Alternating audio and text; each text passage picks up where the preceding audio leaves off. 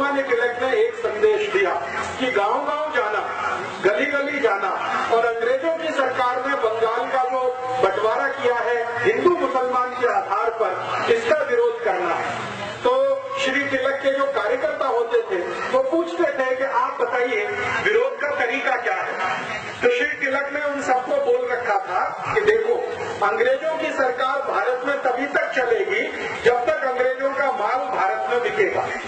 आप जानते हैं कि अंग्रेजों की सरकार ईस्ट इंडिया कंपनी की मदद से चलती थी और ईस्ट इंडिया कंपनी की वस्तुएं भारत में बिका करती थी। तो श्री तिलक ने कहा कि ईस्ट इंडिया कंपनी की वस्तु जब तक भारत में बिकेगी अंग्रेजों को मुनाफा मिलेगा और जब तक उनको लाभ होगा तब तक वो भारत में सरकार चलाएंगे। तो हमें एक ही कार्य करना है कि गांव-गांव जाकर अंग्रेजी ईस्ट इंडिया कंपनी की जो चीज वस्तुएं बिकती हैं इनका बहिष्कार कराना है। और ऐसे करके 1905 में 1905 में स्वदेशी आंदोलन शुरू हुआ और वो बंगाल का जो विभाजन हुआ था उसके विरोध में शुरू हुआ। श्री तिलक ने पूरे बंगाल का प्रवास किया, छोटे छोटे गांवों में जाकर उन्होंने व्याख्यान दिए। तिलक के साथ अरविंदो घोष गांव-गांव गए।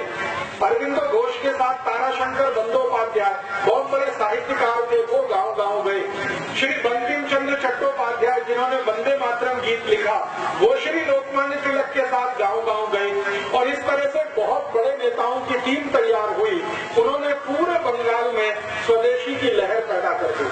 परिणाम क्या हुआ कि ये स्वदेशी आंदोलन 1905 में 1905 में जो शुरू हुआ, 2 वर्ष के बाद इसका इतना असर था कि बंगाल में अंग्रेजी ईस्ट इंडिया कंपनी का सामान बिकना बंद हो गया, उनका कापड़ बिकना बंद हो गया। ईस्ट इंडिया कंपनी की उस समय भारत में शक्कर बिकती थी, शुगर, क्योंकि शुगर भारत में बनती नहीं थी, वो इंग्लैंड से आती थी, तो शुगर बिकना बंद हो गया। और इस स्वदेशी आंदोलन का इतना असर हुआ पूरे बंगाल में कि जो मिठाई बनाने वाले लोग हैं, स्वीट्स बनाने वाले लोग, उन्होंने शक्कर इस्तेमाल करना बंद कर दिया, गुड़ से मिठाई बनाना शुरू किया। इतना प्रभाव था। उसके बाद हमारे भारत देश में उस समय ब्लेड नहीं बनता था। ये बात है 1905 की, 1905, ब्लेड नहीं बनता था, इंग्लैंड से ब्लेड आता था भारत में। तो जो सैलून चलाने वाले लोग होते थे वो अंग्रेजी ब्लेड का उपयोग करते थे। श्री लोकमान्य तिलक ने जब उनको अपील किया कि आप ये अंग्रेजी ब्लेड वापरना बंद कर दो, तो सभी सैलून चलाने वालों ने अंग्रेजी ब्लेड का बहिष्कार कर दिया।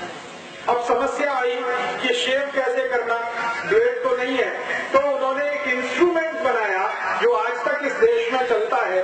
हम लोग हिंदी में उसको उस तरह कहते हैं, कन्नड़ में क्या कहते हैं मुझे मालूम नहीं है।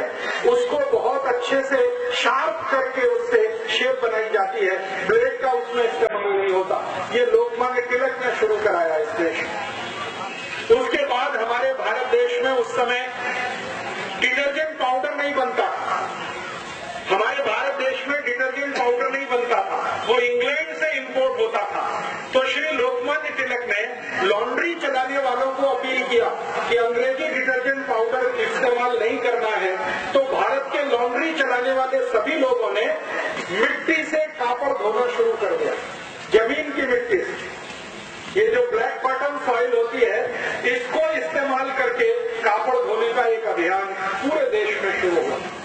इसी तरह श्री लोकमान्य तिलक ने भारत के लोगों को अपील किया कि किसी भी घर में, परिवार में विवाह होगा तो वर और वधू शरीर पर अंग्रेजी वस्त्र धारण नहीं करेंगे। तो कौन से वस्त्र धारण करेंगे? तो उन्होंने कहा कि भारत में कापूस बहुत होता है, कॉटन बहुत होता है, कॉटन के बनाए हुए जो वस्त्र हैं उनका उपयोग करेंगे। और वर वधू दोनों, जिनका विवाह कराने वाला पंडित है, पंडितों का एक बहुत बड़ा संघ बनाया श्री तिलक ने, और उन्होंने कहा कि आप उस वर वधू का विवाह कराइए जिसके शरीर पर खादी के वस्त्र होंगे या कॉटन के वस्त्र होंगे। अंग्रेजी वस्त्र अगर पहने हुए वर वधू है तो उनका बहिष्कार कर दीजिए। परिणाम ये हुआ कि वर और वधू ने भी कॉटन पहनना शुरू कर दिया। इस तरह से श्री तिलक ने भारत के अनेक अनेक समाज के लोगों को इकट्ठा करना शुरू किया। और तिलक के साथ लाला लाजपत राय ने उत्तर भारत में बहुत बड़ा ऐसा ही अभियान चलाया। आप पूछेंगे कि इस अभियान का अंतिम फलश्रुति क्या हुआ?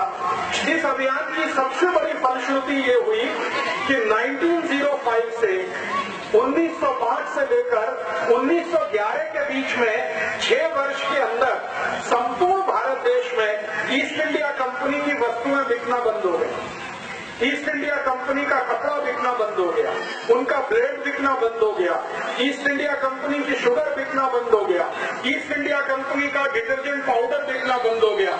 जो कुछ भी ईस्ट इंडिया कंपनी बेचती थी वो सब वस्तुएं बिकना बंद हो गई। लोगों ने संकल्प लेना शुरू किया। आपको तो सुनकर आश्चर्य होगा कि जैसे आपने यहाँ गणपति मंडल स्थापित किया है नवनगर में, श्री लोकमान्य तिलक ने संपूर्ण भारत देश में ऐसे सैकड़ों गणपति मंडल स्थापित किए। हर एक गणपति मंडल के कार्यकर्ताओं को वो शपथ दिलाते थे, प्रतिज्ञा कराते थे। गणपति मंडल स्थापित हुआ, फिर उसके बाद एक शपथ ग्रहण समारोह होता था, प्रतिज्ञा समारोह होता था।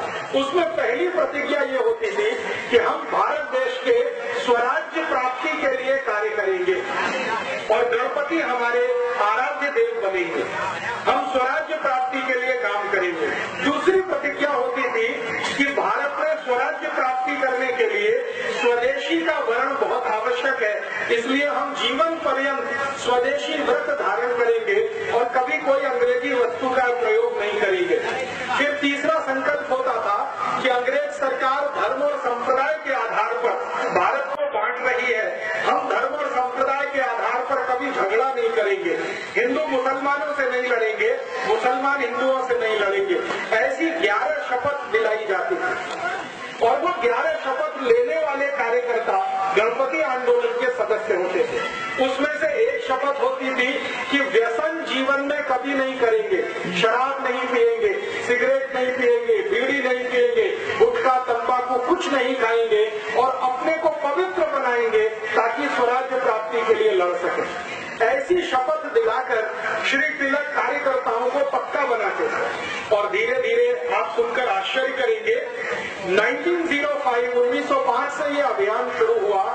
1911 में 1911 में स्वदेशी आंदोलन और गणेशोत्सव के कुल कार्यकर्ता 1,20,20 हो गए, 1,20,00,000। उस समय भारत का जो टोटल पॉपुलेशन था वो 21 कोटि था, 20 करोड़ भारतवासी थे 1905 में और उसमें से 1,20,20,00,000 उनके कार्यकर्ता थे। लोकमान्य तिलक, बाल गंगाधर तिलक, बिपिन चंद्र पाल, लाला लाजपत राय के साथ काम करने वाले। गणेशोत्सव के माध्यम से इतनी बड़ी कार्यकर्ताओं की फौज उन्होंने इकट्ठी की। अंतिम परिणाम क्या हुआ? 1911 में जब ब्रिटिश गवर्नमेंट का सब कुछ बिकना यहाँ बंद हो गया तो ब्रिटिश पार्लियामेंट लंदन में बहुत तकलीफ आ गई, क्योंकि यहाँ से धन लूट कर ईस्ट इंडिया कंपनी लेके जाती थी।